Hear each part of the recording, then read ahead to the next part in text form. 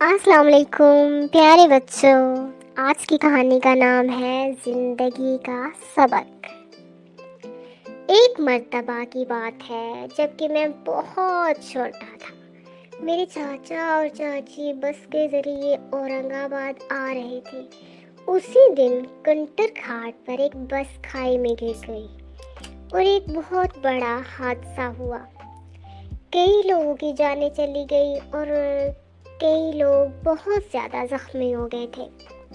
चाचा और चाची से हमारे राब्ता नहीं हो पा रहा था। बार बार उनको मोबाइल करने पर वो स्विच ऑफ ही बता रहा था। मेरे अब्बू अम्मी और पूरे घर वाले बहुत परेशान हो गए थे। इसी परेशानी में पूरी रात गुजर गई। हम सुबह के अखबार का बड़ी बेचैनी से इंतज़ार करने लगे ताकि हादसे की सही खबर से वाकिफ हो सके।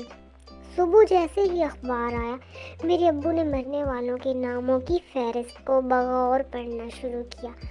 अचानक मेरे मुंह से ये निकला कि काश उनका नाम भी फहरिस्त में हो। ये सुनकर घर वाले सभी लोग हैरान रह गए और मुझे देखने लगे। थोड़ी देर बाद वो मुझे अपनी गलती का एहसास हुआ। दरअसल मैं ये कहना चाहता था कि काश उनका नाम इस फहरिस्त में ना हो। अखबार में मरने वालों की जो फहरिस्त छपी थी उसमें चाचा और चाची का नाम नहीं था। घर के सभी लोगों ने सुकून का सांस लिया। चाचा और चाची दोपहर के बाद औरंगाबाद पहुंचे और ये सब माजरा सुनकर हंसने लगे।